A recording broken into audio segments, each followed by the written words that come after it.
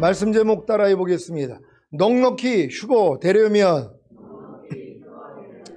지난 주일에 선포한 말씀을 통해 예수가 그리스도라는 말의 의미를 바르게 알고 마음의 할례인 성령 세례를 통해 아브라함의 자손이요 약속대로 천년왕국을 유업으로 이을 자가 되셨습니까? 예수님이 죽으시고 부활하시고 승천하신 후 오순절에 성령 세례와 성령 충만을 받은 제자들이 확실하게 전한 복음이 무엇입니까? 예수가 그리스도라는 사실입니다. 현대 기독교인들은 예수가 그리스도라는 사실을 어떻게 이해합니까? 예수님이 자기를 죄에서 구원해 주시는 그리스도요 살아계신 하나님의 아들이시라는 것입니다. 그래서 예수님이 그리스도인 것을 믿기만 하면 구원과 영생을 얻고 죽은 다음에 천국 간다는 것으로 이해하는 것입니다. 그렇죠? 그런데 예수는 그리스도라는 사실을 그 당시 사도들과 여러 제자들과 유대인들은 어떻게 이해했을까요? 유대인들이 어떻게 이해를 했기에 예수는 그리스도라고 전하는 사도들을 대적하여 회방했을까요? 사도행전 18장 1절로 6절입니다. 제가 먼저 읽습니다. 이후에 바울이 아덴을 떠나 고린도에 이르러 아굴라라 하는 본도에서 난 유대인 하나를 만나니 클라우디오가 모든 유대인을 명하여 로마에서 떠나라 한 고로 그가 그 안에 브리스길라와 함께 이달리아로부터 새로 온지라. 바울이 그들에게 가매 업이 같음으로 함께 거하여 이르라니 그 업은 장막을 만드는 것이더라. 안식일마다 바울이 회당에서 강론하고 유대인과 헬라인을 권면하니라. 실라와 디모데가 마게도냐로서 내려오매 바울이 하나님의 말씀에 붙잡혀 유대인들에게 예수는 그리스도라 밝히 증거하니 저희가 대적하여 회방하거늘 바울이 옷을 떨어 가로되 너희 피가 너희 머리로 돌아갈 것이요 나는 깨끗하니라. 이후에는 이방인에게로 가리라 하고. 아멘. 사도 바울이 고린도에서 하나님의 말씀에 붙잡혀 유대인들에게 예수는 그리스도라 밝히 증거하니까 무슨 일이 생겼습니까? 유대인들이 사도 바울을 대적하여 회방한 것입니다. 그래서 이때부터 이방인들에게 십자가 복음인 은혜의 복음이 사도 바울을 통해 전파된 것입니다. 그러면 왜 고린도에서 사는 유대인들이 하나님의 말씀에 붙잡혀 유대인들에게 예수는 그리스도라 밝히 증거하는 사도 바울을 대적하여 회방한 것입니까? 예수님이 그리스도라는 사실을 인정할 수가 없었기 때문입니다. 왜요? 예수님이 그리스도라면 로마의 식민지가 된 이스라엘을 해방시키시고 이스라엘의 왕이 되어 이스라엘을 영원히 통치해야 했기 때문입니다. 그러니 고린도에서 사는 유대인들이 예수가 그리스도라는 사도 바울의 말을 믿겠습니까? 그래서 사도 바울을 대적하여 회방한 것입니다. 지금 현대 교회도 예수가 그리스도라는 사실을 아브라함에게 주신 복인 천년왕국과 다윗에게 언약하신 천년왕국을 주시기 위해 예수님이 그리스도가 되신 사실과 천년왕국을 주시기 위해 재림하신다는 사실로 선포하는 교회를 대적하여 회방합니다. 사실 아브라함에게 주신 복이 천년왕국에서 이루어지는 것과 다윗에게 언약하신 것이 천년왕국에서 이루어지는 것도 모릅니다. 그러니까 평생 신앙생활을 해도 예수님이 그리스도라는 사실을, 예수님이 자기를 죄에서 구원해 주시는 그리스도요 살아계신 하나님의 아들이시라는 것과 그 예수님이 그리스도인 것을 믿기만 하며 구원과 영생을 얻고 죽은 다음에 천국 간다는 것으로 이해하는 것입니다. 여러분은 예수님이 그리스도라는 사실을 어떻게 이해하고 계십니까? 사도들과 같이 아브라함에게 주신 복인 천년왕국과 다윗에게 언약하신 천년왕국을 주시기 위해 예수님이 그리스도가 되신 사실과 천년왕국을 주시기 위해 재림하신다는 사실로 이해하십니까? 제가 이러한 이해를 가진 것이 1988년에 거듭난 지 36년이 지나서입니다. 그래서 이 말씀들이 이제 이해가 되는 것입니다. 창세기 12장 1절로 3절입니다. 제가 먼저 읽습니다. 여호와께서 아브라함에게 이르시되 너는 너희 본토 친척 아비 집을 떠나 내가 내게 지시할 땅으로 가라. 내가 너로 큰 민족을 이루고 내게 복을 주어 내 이름을 창대케 하리니 너는 복의 근원이 될지라. 다 같이 너를 축복하는 자에게는 내가 복을 내리고 너를 저주하는 자에게는 내가 저주하리니 땅의 모든 족속이 너를 인하여 복을 얻을 것이니라 하신지라. 아멘. 창세기 22장 15절로 18절입니다. 제가 먼저 읽습니다. 여호와의 사자가 하늘에서부터 두 번째 아브라함을 불러 가라사대 여호와께서 이르시기를 내가 나를 가리켜 맹세하노니 내가 이같이 행하여 내 아들 내 독자를 아끼지 아니하였은즉 내가 네게 큰 복을 주고 내 씨로 크게 송하여 하늘의 별과 같고 바닷가의 모래와 같게 하리니 내 씨가 그 대적의 문을 얻으리라. 또 내 씨로 말미암아 천하 만민이 복을 얻으리니 이는 내가 나의 말을 준행하였음이니라 하셨다 하니라. 아멘. 이 약속의 말씀이 구체적으로 어디에서 어떻게 이루어집니까? 천년왕국에서 주님을 통해 이루어지는 것입니다. 창세기 17장 8절을 개역 개정으로 읽겠습니다. 다 같이 읽습니다. 시작. 내가 너와 내 후손에게 내가 거류하는 이 땅, 곧 가나안 온 땅을 주어 영원한 기업이 되게 하고 나는 그들의 하나님이 되리라. 아멘. 마태복음에서도 하나님이 아브라함에게 하신 약속, 즉 그의 후손으로 말미암아 천하 만민이 복을 받으리라는 약속과 내가 너와 내 후손에게 내가 거류하는 이 땅, 곧 가나안 온 땅을 주어 영원한 기업이 되게 하고 나는 그들의 하나님이 되리라는 약속이 바로 아브라함의 후손인 예수 그리스도를 통해 이루어짐을 말하고 있지 않습니까? 에스겔 34장 23절로 31절을 현대인의 성경으로 읽겠습니다. 제가 먼저 읽습니다. 내가 내 종 다윗과 같은 목자를 세워 내 백성을 다스리게 하겠다. 그가 그들을 먹이고 그들의 목자가 될 것이다. 나 여호와는 그들의 하나님이 되고 내 종 다윗과 같은 그 목자는 그들의 왕이 될 것이다. 이것은 나 여호와의 말이다. 내가 또 그들과 평화의 계약을 맺고 그 땅에서 맹수를 제거하여 그들이 빈들에서 안전하게 살고 숲속에서도 마음 놓고 잘 수 있게 하겠다. 내가 그들에게 복을 주고 내 산 주변 일대에도 축복하며 때를 따라 비를 내릴 것이니 그것이 축복의 단비가 될 것이다. 그리고 들의 나무가 열매를 맺고 땅이 농작물을 낼 것이며 그들은 그 땅에서 안전할 것이다. 내가 그들의 사슬을 끊고 그들을 종으로 삼은 자들의 손에서 그들을 구출해낼 때 그들이 나를 여호와인 줄 알 것이다. 그들이 다시는 이방 나라에게 약탈을 당하거나 들짐승의 밥이 되지 않고 안전하게 살 것이며 그들을 놀라게 할 사람이 없을 것이다. 내가 그들에게 비옥한 땅을 주겠다. 그러면 그들이 다시는 그 땅에서 기근을 겪지 않고 이방 나라에 모욕을 당하지 않을 것이다. 그때에는 그들이 자기들의 하나님인 나 여호와가 그들과 함께 있는 것을 알고 자기들이 내 백성임을 알 것이다. 이것은 나 주 여호와의 말이다. 다 같이 내 목장의 양떼인 너희는 내 백성이며 나는 너희 하나님이다. 이것은 나 주 여호와의 말이다. 아멘. 에스겔 선지자가 하나님께 들은 말씀이 무엇입니까? 에스겔 34장 23절 24절을 현대인의 성경으로 읽겠습니다. 제가 먼저 읽습니다.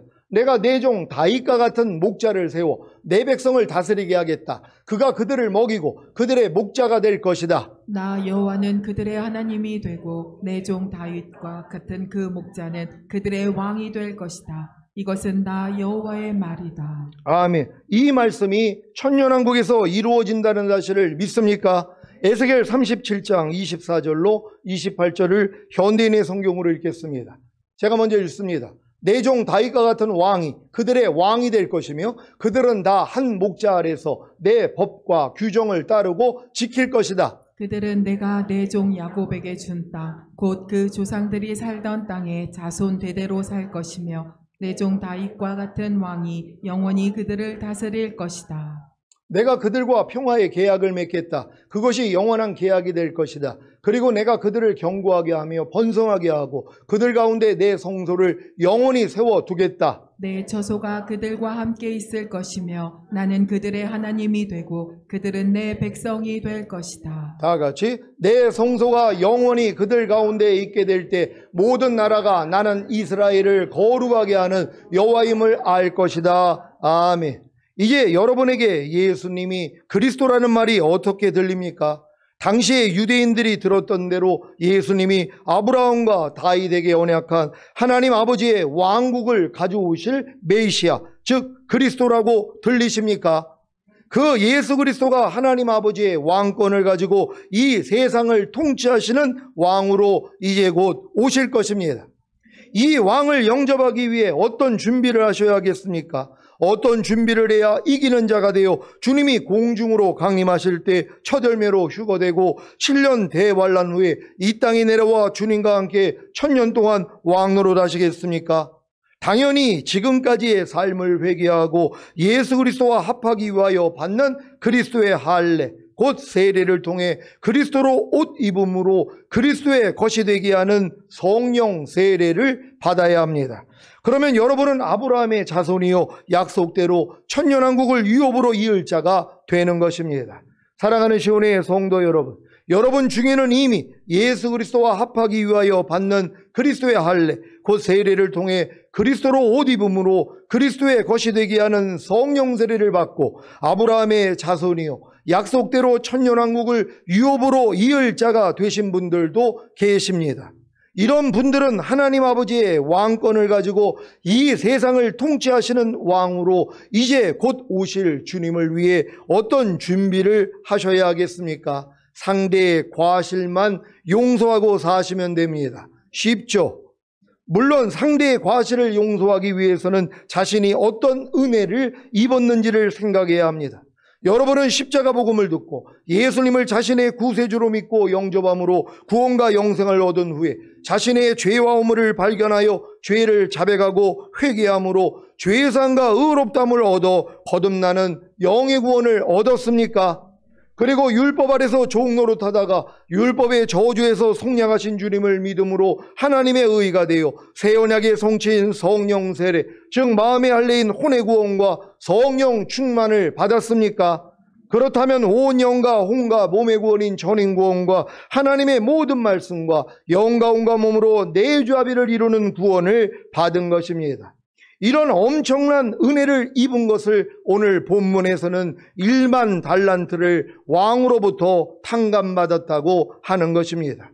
여러분이 전인구원과 내주합일의 구원을 얻기까지 얼마나 많이 여러분의 죄와 허물과 부족함과 연약함을 발견했습니까? 이것을 도저히 갚을 길이 없었는데 주님의 은혜로 탕감받아 전인구원과 내주합일의 구원까지 얻은 것 아닙니까? 그래서 여러분이 1만 달란트를 탕감받은 종인 것입니다. 마태복음 18장 21절로 35절을 현대인의 성경으로 읽겠습니다. 제가 먼저 읽습니다. 그때 베드로가 예수님께 와서 주님, 형제가 내게 죄를 지었을 때 몇 번이나 용서해야 합니까? 7번까지면 되겠습니까? 하고 묻자 예수님은 이렇게 말씀하셨다. 7번만 아니라 70번씩 7번이라도 용서하여라. 그러므로 하늘나라는 종들과 계산을 하려는 왕과 같다. 계산을 시작하자 1만 달란트 빚진 한 종이 왕 앞에 끌려왔다. 그 종은 빚을 갚을 돈이 없으므로 왕이 종에게 그와 아내와 자식들과 그가 가진 것 전부를 팔아서 빚을 갚으라고 명령하였다. 그러자 종은 왕에게 엎드려 조금만 참아 주십시오. 그러면 다 갚아드리겠습니다. 하고 간청하였다. 그래서 왕은 그를 불쌍히 여겨 빚을 모두 면제해주고 놓아주었다. 그러나 그 종은 나가 자기에게 100데나리온 빚진 동료를 만나 멱살을 잡고 당장 내 돈을 내놔 하면서 재촉하였다. 그 동료는 엎드려 조금만 참아주게 반드시 갚겠네 하고 간청하였다. 그러나 그 종은 그 사람의 간청을 들어주지 않고 빚을 다 갚을 때까지 그를 감옥에 가두어 버렸다. 다른 종들이 그가 하는 짓을 보고 몹시 마음이 아파 왕에게 가서 모두 일러 바쳤다. 그래서 왕이 그 종을 불러 말하였다. 내 이놈, 내가 간청하기에 모든 빚을 면제해 주지 않았느냐? 그렇다면 내가 너를 불쌍히 여긴 것처럼 너도 내 동료를 불쌍히 여기는 것이 마땅하지 않느냐? 그리고서 왕은 화를 내며 빚을 다 갚을 때까지 그 종을 가두어 두었다. 다 같이 너희가 전심으로 형제를 용서하지 않으며 하늘에 계신 내 아버지께서도 너희에게 그와 같이 하실 것이다. 아멘. 이 말씀은 여러분이 많이 들어 잘 아는 말씀일 것입니다. 하지만 여러분이 주님께 1만 달란트의 빚을 진 사실과 그 빚을 다 탕감받은 사실을 깨닫기 전에는 여러분과 상관이 없는 말씀입니다.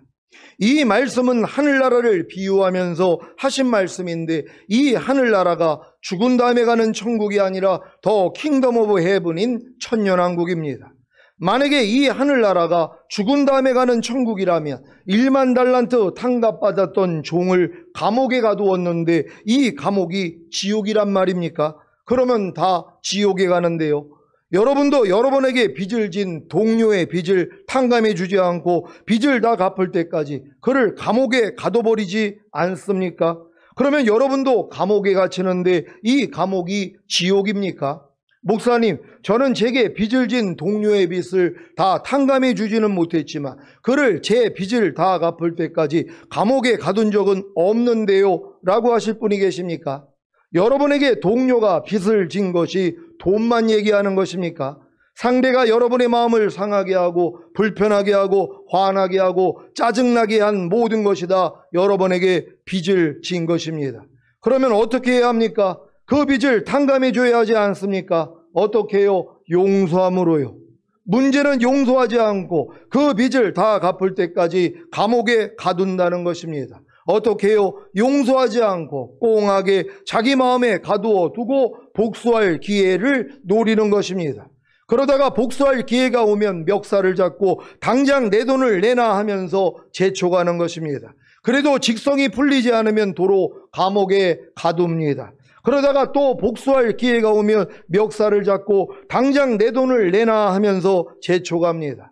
이런 반복을 하는 신자들이 결국에는 왕의 감옥에 갇히게 되는 것입니다. 만약에 이 왕의 감옥이 지옥이라면 수많은 신자가 다 지옥에 갈 것입니다. 왜냐하면 도무지 상대의 과실을 용서하지 않기 때문입니다. 그리고 이 말씀에서 빚을 다 갚으면 감옥에서 나오게 되는데 지옥에 들어갔다가 나오는 사람이 있습니까? 지옥에 들어가 자기가 지은 죄를 다 갚으면 지옥에서 나와서 천국으로 들어가는 것입니까? 그러면 사탄과 그의 졸개들인 악한 영들도 지옥에 있다가 지은 죄를 다 갚으며 천국에 들어가는 것입니까? 하나님은 사랑이시기에 지옥에 있는 사람들과 사탄과 그의 졸개인 악한 영들도 나중에는 다 지옥에서 나와 천국에 들어간다고 주장하는 정신없는 자들도 있습니다. 아예 지옥은 원래부터 없었다고도 주장합니다. 하지만 생명책에 기록되지 못한 자들과 사탄과 그의 졸개들인 악한 영들은 다 불과 유황못에 던져져서 영원무궁토록 밤낮 고통을 받을 것입니다. 그래서 1만 달란트 탕감을 받았던 종이 들어간 이 왕의 감옥은 지옥이 아니라 바깥 어두운 곳인 베마, 즉 연단장입니다. 로마서 14장 10절 한글 킹제임스로 읽습니다. 다 같이 읽습니다. 시작. 그런데 너는 어찌하여 내 형제를 판단하느냐? 어찌하여 내 형제를 업신여기느냐? 우리가 모두 그리스도의 심판석 앞에 서리라. 아멘. 고린도후서 5장 10절을 한글 킹제임스로 읽습니다. 다 같이 읽습니다. 시작. 이는 우리 모두가 반드시 그리스도의 심판석 앞에 나가서 선이든지 악이든지 각자가 자기 몸으로 행한 것들을 받을 것이기 때문이라. 아멘. 사도 바울은 그리스도의 심판석을 헬라어로 크리마 또는 크리시스라고 하지 않고 베마라고 했습니다. 크리마나 크리시스는 법정의 재판을 말하고 베마는 어둡고 캄캄한 바깥에서 당하는 연단을 말합니다. 크리마나 크리시스는 마지막 심판 때에 있을 일이지만 베마는 믿는 자들이 마음의 할례를 받지 못하고 의로운 세마포 옷을 입지 못해서 바깥 어두운 곳으로 쫓겨나 마지막 심판 때까지 연단을 통하여 회개하는 것입니다. 마태복음 8장 11절 12절을 현대인의 성경으로 읽습니다. 제가 먼저 읽습니다. 또 너희에게 말한다. 동서사방에서 많은 이방인들이 모여들어 하늘나라에서 아브라함과 이삭과 야곱과 함께 잔치자리에 앉을 것이다. 그러나 유대인들은 바깥 어두운 곳에 쫓겨나 통곡하며 이를 갈 것이다. 아멘. 여러분이 이 땅에서 이기는 자들이 되어 첫 열매로 휴거된다면 하늘나라에서 아브라함과 이삭과 야곱과 함께 어린 양의 혼인잔치에 앉을 것을 믿습니까? 그런데 이 어린 양의 혼인잔치에 미리 청함을 받았던 유대인들은 바깥 어두운 곳에 쫓겨나 통곡하며 이를 가는 것입니다. 이곳이 지옥입니까? 마태복음 22장 1절로 14절을 현대인의 성경으로 읽겠습니다. 제가 먼저 읽습니다. 예수님은 다시 비유로 이렇게 말씀하셨다. 하늘나라는 자기 아들을 위해 결혼잔치를 베푸는 어떤 왕과 같다. 왕은 종들을 시켜 잔치에 초대한 손님들을 불렀으나 그들은 오지 않았다. 왕은 또 다른 종들을 초대한 사람들에게 보내 살진 소를 잡아 모든 음식을 푸짐하게 준비해 놓았으니 어서 잔치에 오십시오 하라고 하였다. 그러나 그들은 들은 척도 않고 어떤 사람은 자기 밭으로 가고 어떤 사람은 장사하러 가고 또 다른 사람들은 그 종들을 잡아 모욕하고 죽여버렸다. 그러자 왕은 화가 나서 군대를 보내 살인자들을 죽이고 마을을 불태워버렸다. 그리고 나서 왕은 종들에게 말하였다. 잔치는 준비되었으나 초대받은 사람들은 자격이 없다. 그러니 너희는 길거리에 나가 만나는 사람마다 잔치에 초대하여라. 그래서 종들이 나가 좋은 사람이건 나쁜 사람이건 만나는 대로 데려오자 잔치 자리가 가득 찼다. 왕이 손님들을 보려고 들어갔다가 예복을 입지 않은 한 사람을 보고 그대는 어째서 예복도 입지 않고 여기 들어왔는가 하고 묻자 그는 아무 대답이 없었다. 그때 왕은 종들에게 이 사람의 손발을 묶고 바깥 어두운 곳에 던져라. 거기서 통곡하며 이를 갈 것이다 하였다. 이와 같이 초대받은 사람은 많지만 선택받은 사람은 적다. 아멘. 왕이 자기 아들을 위해 베푼 결혼잔치에 은혜로 들어갔음에도 불구하고 예복을 입지 않아서 손발을 묶고 바깥 어두운 곳에 던져져서 거기서 통곡하며 이를 가는 자들이 누구입니까? 주님이 공중으로 강림하실 때 먼저 부활한 잠자던 자들입니다. 이들 중에 이 땅에 살 동안 예복을 입지 않았다면 하늘나라에 가서도 예복을 입지 못하기에 결혼잔치에서 쫓겨나는 것입니다. 이들이 결혼잔치에서 쫓겨나 손발을 묶고 바깥 어두운 곳에 던져져서 거기서 통곡하며 이를 가는데 이곳이 지옥입니까? 이들은 이미 구원과 영생을 얻고 왕이 자기 아들을 위해 베푼 결혼잔치에 들어간 자들이라니까요. 마태복음 25장 14절로 30절을 현대인의 성경으로 읽습니다. 제가 먼저 읽습니다. 또 하늘나라는 여행을 떠나면서 종들을 불러 자기 재산을 맡긴 사람과 같다. 주인은 각 사람의 능력에 따라 한 사람에게는 5달란트를 또 한 사람에게는 2달란트를 다른 한 사람에게는 1달란트를 각각 맡기고 여행을 떠났다. 5달란트 받은 사람은 곧 가서 그곳으로 장사하여 5달란트를 더 벌었고 2달란트 받은 사람도 2달란트를 더 벌었다. 그러나 1달란트 받은 사람은 가서 땅을 파고 주인의 돈을 묻어두었다. 오랜 후에 주인이 돌아와 그들과 셈을 하게 되었다. 5달란트 받은 사람이 5달란트를 더 가지고 와서 주인님, 제게 5달란트를 맡기셨는데 보십시오. 5달란트를 더 벌었습니다 하고 말하였다. 그래서 주인이 그에게 잘하였다. 착하고 충실한 종아, 내가 작은 일에 충실하였으니 내가 너에게 많은 일을 맡기겠다. 너는 주인의 기쁨에 참여하여라 하였다. 2달란트 받은 사람도 와서 주인님, 제게 2달란트를 맡기셨는데 보십시오. 2달란트를 더 벌었습니다 하고 말하였다. 그래서 주인은 그에게도 잘하였다. 착하고 충실한 종아, 내가 작은 일에 충실하였으니 내가 너에게 많은 일을 맡기겠다. 너는 주인의 기쁨에 참여하여라 하였다. 그런데 1달란트 받은 사람은 와서 주인님, 나는 주인님이 아무 수고도 하지 않고 남이 심고 뿌려놓은 것을 거둬들이는 지도간 분이라고 알았습니다. 그래서 나는 두려워서 주인님의 돈을 땅속에 묻어두었다가 가져왔습니다. 보십시오, 주인님의 돈이 여기 있습니다 하였다. 그때 주인이 이렇게 대답하였다. 악하고 게으른 종아, 내가 나를 그런 사람으로 알았느냐? 그렇다면 내 돈을 은행에 맡겼다가 내가 돌아왔을 때 이자와 원금을 함께 받도록 했어야 하지 않느냐. 그가 가진 1달란트를 빼앗아 10달란트 가진 사람에게 주어라. 누구든지 있는 사람은 더 받아 넘치게 되고 없는 사람은 있는 것마저 빼앗길 것이다. 다 같이 이 쓸모없는 종을 바깥 어두운 곳에 내쫓아라. 거기서 통곡하며 이를 갈 것이다. 아멘. 자기 주인께 1달란트를 받았던 종이 주인을 오해해서 1달란트를 땅속에 묻어두었다가 가져왔을 때 주인이 이 쓸모없는 종을 바깥 어두운 곳에 내쫓아라. 거기서 통곡하며 이를 갈 것이다 라고 했는데 이곳이 지옥입니까?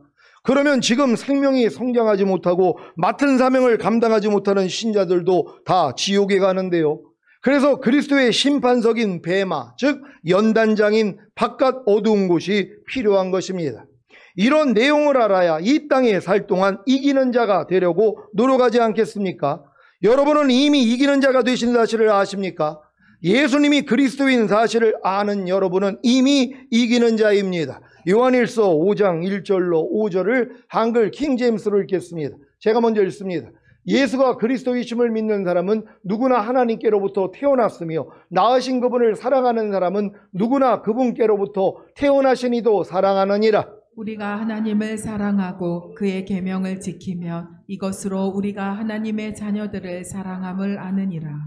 하나님을 사랑하는 것이 이것이니 곧 우리가 그의 계명들을 지키는 것이라. 그의 계명들은 무거운 것이 아니니라. 이는 하나님께로부터 태어난 자는 누구든지 세상을 이기기 때문이라. 세상을 이기는 승리는 이것이니 곧 우리의 믿음이라.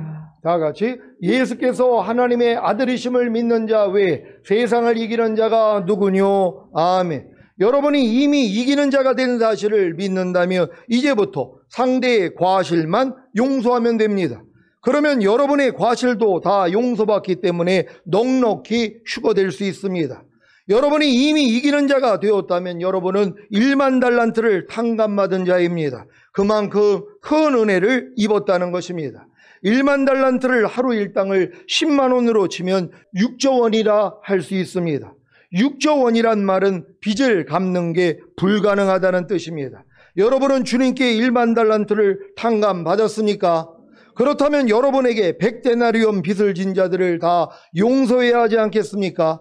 100데나리온은 약 1000만 원입니다. 1000만 원은 갚을 수 있는 값입니다. 상대가 우리에게 아무리 잘못했다 할지라도 그 빚이 1000만 원 정도밖에는 되지 않습니다. 1만 달란트에 비하면 아무것도 아니라는 뜻입니다. 그런데도 자신에게 100데나리온 빚을 진 동료를 만나 멱살을 잡고 당장 내 돈을 내놔 하면서 재촉하지는 않습니까? 그 동료는 엎드려 조금만 참아주게 반드시 갚겠네 하고 간청을 해도 그 동료의 간청을 들어주지 않고 빚을 다 갚을 때까지 그를 감옥에 가둬버리지는 않습니까? 그래서 자기도 감옥에 갇혀서 고통을 당하는 것입니다. 제가 최근에 제게 100데나리온 빚을 진 동료의 빚을 탕감해 주지 않아서 감옥에 갇히는 경험을 했습니다. 아주 지옥 같은 고통이었습니다. 마음의 의와 평강과 희락이 다 깨어져 죽고 싶었습니다. 그래서 알았습니다. 상대의 어떤 과실도 다 용서해야 한다는 사실을요. 여러분이 지금 최근에 마음의 고통을 당한 원인을 한번 생각해 보란 말이에요. 왜 그랬다고요? 상대의 과실을 용서하지 않았기 때문이란 말이에요. 과실이 뭡니까? 부주의로 인해서 생긴 잘못과 허물이란 말이에요. 깨어있지 못할 때, 우리가 주님을 의식하지 못할 때 누구든지 뭐예요? 과실을 저지를 때가 있단 말이에요. 근데 이 과실을 뭐예요? 용서하지 않고 마음에 품어두고 있는 것이란 말이에요. 그래서 감옥에 갇히는 것이란 말이에요. 상대도 감옥에 넣고 나도 감옥에 갇히는 것이란 말이에요. 그러니 얼마나 답답하겠냔 말이에요. 결국은 뭐예요? 폭발하게 되는 것이란 말이에요. 그러니까 여러분이 용서만 하면 되는데 용서하지 않고 있는 거예요. 여러분 지금 전인 구원을 받았습니까? 내주아벨의 구원을 받았습니까? 그렇다면 1만 달란트 탕감받은 분들 아닙니까? 도저히 갚지 못할 빚을 주님이 탕감해 주셔서 이 은혜의 자리까지 여러분을 끌어오신 것이란 말이에요. 그럼 여러분에게 범죄하는 100데나리온 빚을 지는 자들을 어떻게 하면 되겠냔 말이에요. 다 용서하는 것이란 말이에요. 너희가 네 죄든지 사하면 사하여 주리라. 주님이 부활하시고 저녁 때 나타나서 숨을 내쉬면서 성령을 받으라고 한 다음에 하신 말씀이 뭐냔 말이에요. 너희가 네 죄든지 사하면 사하여진다는 것이란 말이에요. 이 권세를 우리에게 맡겼단 말이에요. 근데 이 일을 게을리하는 것이란 말이에요.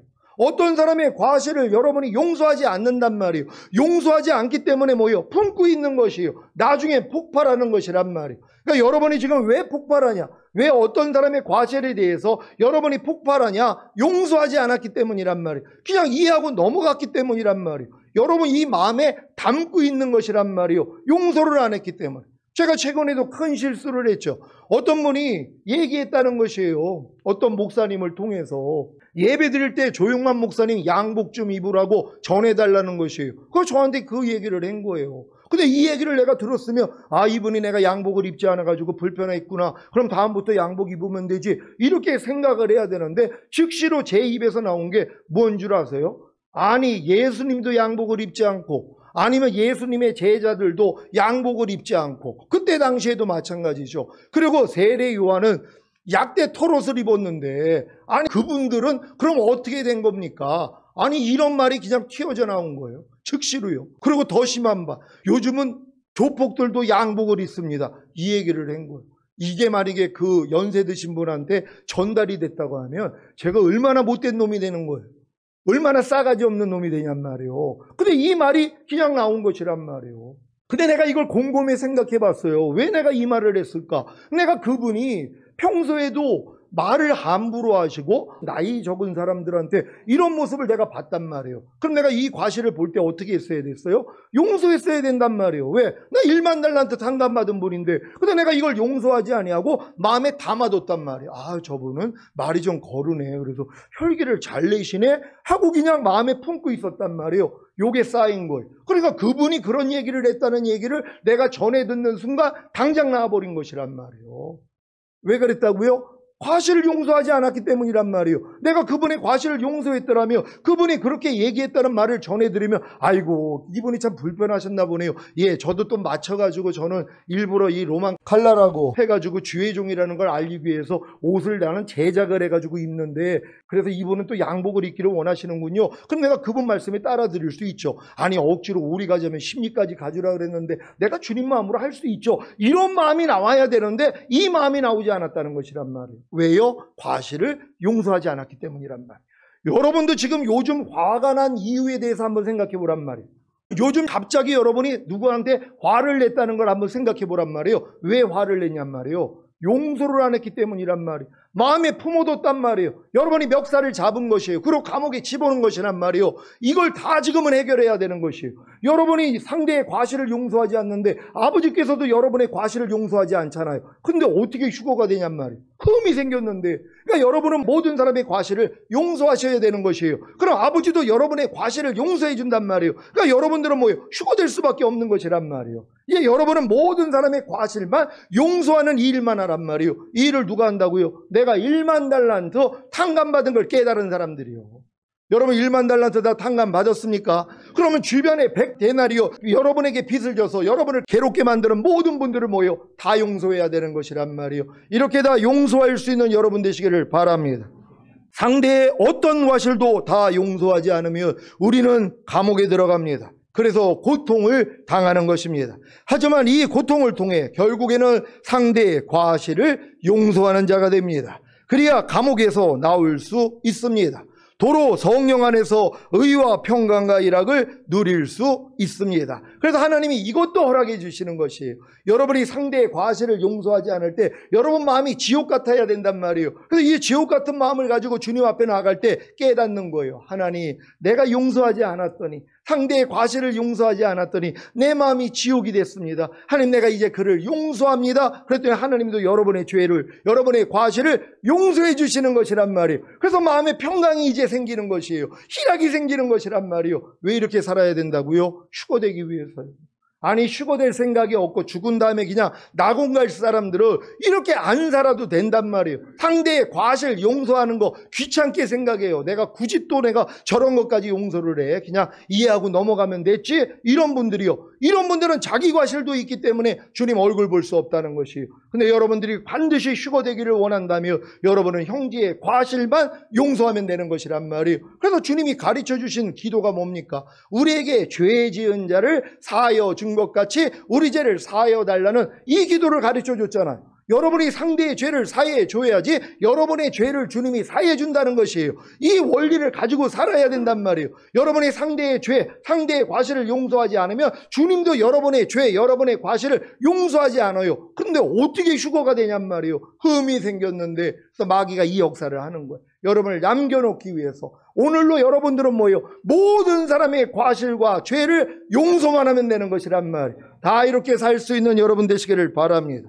이번 추석 명절을 통해 상대의 어떤 과실도 다 용서하심으로 성령 안에서 의와 평강과 일락을 누리는 이기는 자들이 되어서 넉넉히 휴거 되시기를 예수 그리스도의 이름으로 축원합니다. 기도하겠습니다. 오늘 선포된 말씀을 통하여 여러분이 이제 넉넉히 휴거되기 위해서는 이게 다른 게 없습니다. 천인고 내주합일까지 왔는데요. 그러니까 여러분들이 지금 뭐 5대 제사 드리는 삶, 그리고 마음을 지키고 죄와 사탄을 다스리고 하나님의 말씀에 순종하고 살아도 주를 위해 살고 죽어도 주를 위해서 죽는 삶, 이건 이제 기본이 됐을 거란 말이에요. 그런 다음에 나머지 하나는 뭐예요? 형제의 과실만 용서하면 되는 것이에요. 어떠한 과실도 용서하면 되는 것이에요. 제가 운전하다가 가끔 가다가 이 못된 마음이 막 나와요. 빵빵거릴 때도 있고 천천히 가는 차를 그냥 휘행해가지고 앞으로 끼어들어가지고 야 너의 운전 이따위로 해, 이런 모습이 나온단 말이에요. 왜 그런 줄 아세요? 용서를 안 해서 그래요. 이 과실을요. 운전하면서 내가 과실만 용서했더라면요 이런 행동이 나올 수가 없어요. 빵빵거릴 필요도 없고, 그리고 그 앞으로 쌍 지나가가지고 왜 이렇게 천천히 가는 거야 하고 또 째려보기도 하고, 이런 모습이 왜 나오냔 말이에요. 용서를 안 해서 그런 거예요. 제가 이걸 아는 거예요. 아이고 하나님, 형제의 과실을 용서하지 않고 상대의 과실을 용서하지 않았더니 내 마음이 지옥 같군요. 그래서 지금은 뭐예요? 그냥 용서하는 거예요. 용서하는 재미로 사는 걸로 또 바뀌었어요. 그냥 운전하다가 용서를 오늘도 오면서 얼마나 용서를 많이 했는지 몰라요. 아주 군뱅이 같이 가는 차들. 근데 이거를 그냥 막 어찌하든 또 빨리 가려고, 이런 모습들, 이게 얼마나 주님 닮지 않은 아주 부족한 모습이. 우리 집사람이 옆에서 운전하는 저만 보면 주님이 그렇게 운전하세요? 그러면 뜨끔뜨끔하죠. 그래서 아니 가끔 뭐 주님도 그럴 수 있지, 과속을 좀 하실 수도 있는 거 아니야? 이렇게 또 핑계도 되고, 이런 부족한 모습들이 다 드러나는 것이 여러분 다 모든 사람의 과실, 우린 교회 안에서도 모든 사람의 모든 형제자매의 과실을 용서하다가 주님 얼굴 뵙기를 원합니다. 주여 한번 해주시고 기도합니다.